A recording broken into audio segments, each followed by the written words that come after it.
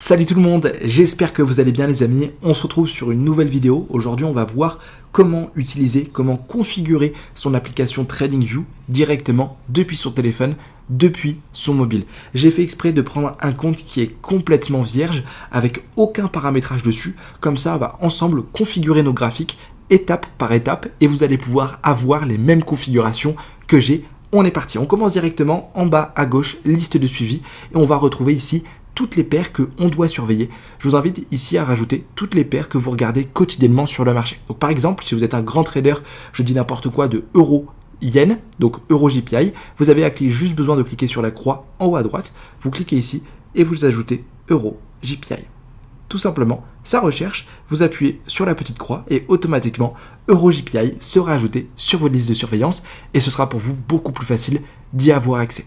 Vous pouvez aussi créer des sous-parties.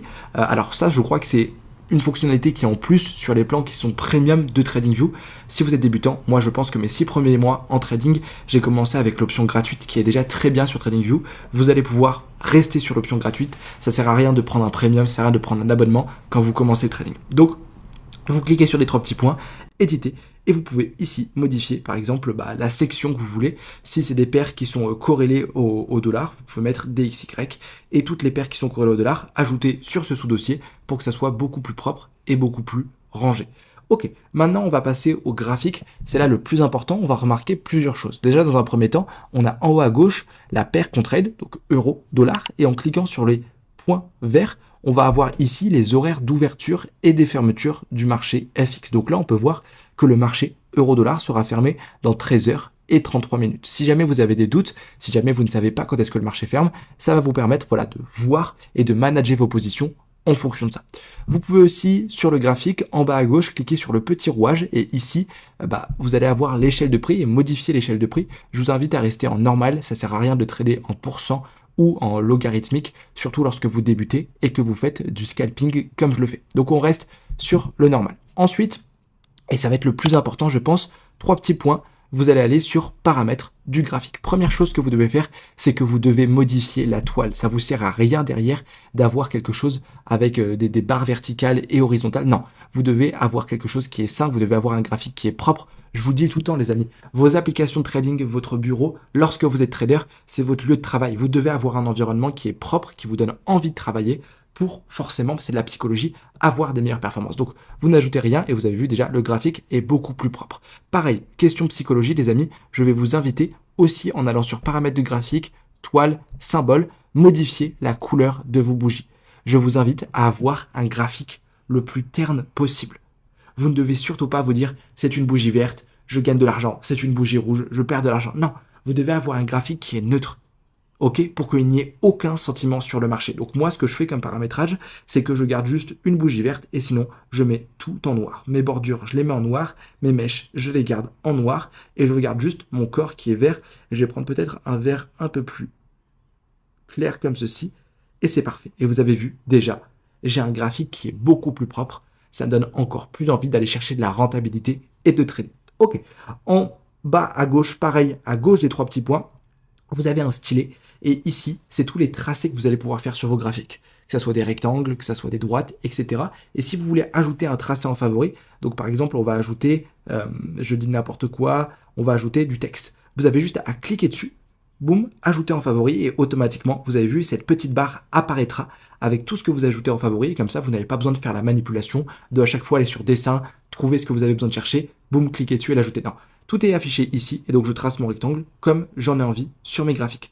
Si je trace par exemple un trait, on va pouvoir faire plusieurs choses. On va pouvoir déjà modifier la couleur, si on veut, en cliquant ici. Si je veux une couleur noire, j'appuie sur noir. L'épaisseur du trait, les types de traits, donc que ça soit pointillé ou pas, mais aussi en cliquant sur les 3 petits points, configuration, vous allez pouvoir ajouter un texte. Et c'est là que ça devient intéressant. Si par exemple c'est une zone où vous avez de la liquidité, ou je ne sais pas quel concept vous tradez, vous pouvez ajouter un texte et montrer $. Je mets souvent moi au milieu et au centre. Parfait. Et vous avez vu, automatiquement, des dollars seront ajoutés à votre graphique. Le problème de ça, c'est que, imaginez-vous faire cette manipulation tout le temps, tous les jours sur le marché.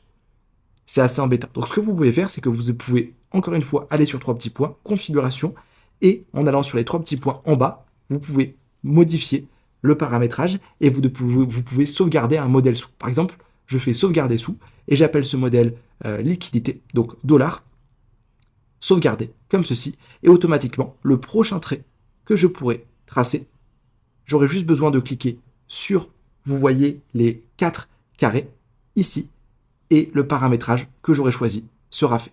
Vous pouvez ajouter ce paramétrage pour n'importe quoi.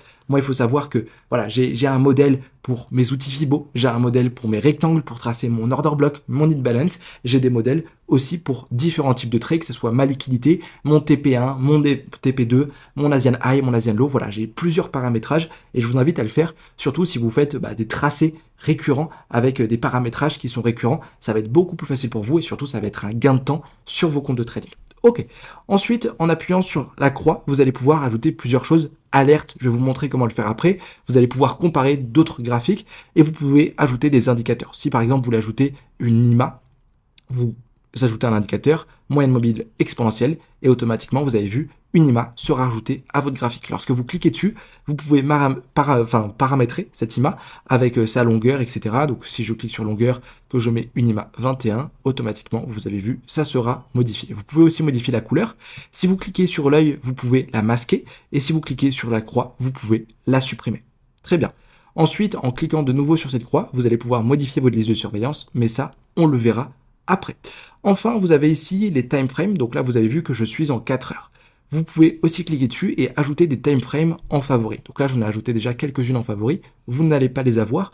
Par exemple, si vous voulez ajouter du 1 mois en favori, vous avez juste tout simplement à cliquer dessus longtemps et vous pouvez aussi l'ajouter en favori. Le fait de l'ajouter en favori, ça va vous permettre, vous, lorsque vous défilez, boum, en cliquant longtemps sur les time frames, avoir un défilement comme ça, vertical, sans avoir besoin à chaque fois d'aller chercher. Ça va être beaucoup plus facile pour vous.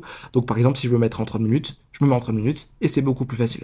Des fois, vous allez avoir des graphiques lorsque vous allez changer d'intervalle de temps qui vont être comme ça. Vraiment pas propre à regarder, où vous allez rien pouvoir faire dessus. Au lieu de galérer avec son doigt et remettre le paramétrage de base, vous avez juste à prendre votre doigt, cliquer 2 fois sur la barre horizontale et cliquer 2 fois sur la barre qui est verticale et vous avez vu automatiquement votre graphique sera reparamétré et on viendra avoir une lecture qui sera beaucoup plus simple sur vos graphiques. À gauche de l'intervalle de temps, vous avez la paire que vous tradez. Donc là, je suis sur EURUSD et pareil, je clique longtemps dessus. Et ici, vous allez avoir toutes les paires que vous avez ajoutées justement sur votre liste de surveilleurs. Donc si je veux basculer sur EuroJPI, je bascule sur EuroJPI et mon graphique apparaît sur EuroJPI directement. Pour ajouter une alarme, c'est très simple. Vous prenez vos doigts, vous cliquez quelque part sur vos graphiques, vous appuyez longtemps et vous avez ici, à gauche du prix, une petite croix noire. C'est très simple, vous cliquez dessus et vous pouvez ajouter ici une alerte à EuroJPI.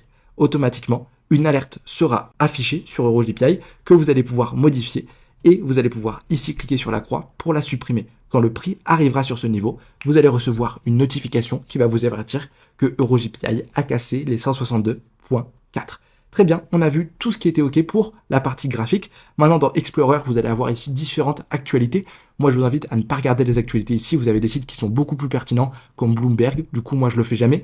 Dans ID Trading, vous avez des traders qui partagent leur analyse. Encore une fois, c'est quelque chose qui n'est pas pertinent. Par exemple, lui, il s'est pris un stop loss. Donc, je vous invite à pas forcément vous fier à ça pour faire vos trades. Et ensuite, dans le menu, vous avez toutes vos configurations. Vous avez votre abonnement, votre nom, votre prénom, etc.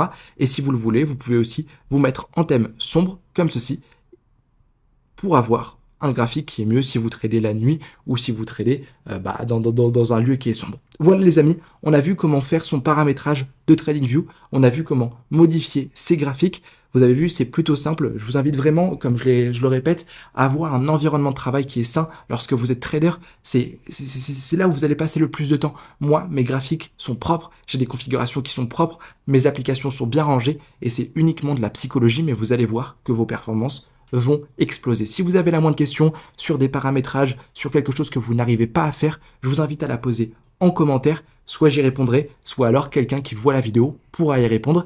Si vous voulez avoir accès à mes stratégies et mes différents résultats sur le marché, je vous invite aussi à rejoindre mon groupe privé qui est Angiographie. Allez les amis, ciao, c'était Casper, c'était un plaisir, à plus, ciao.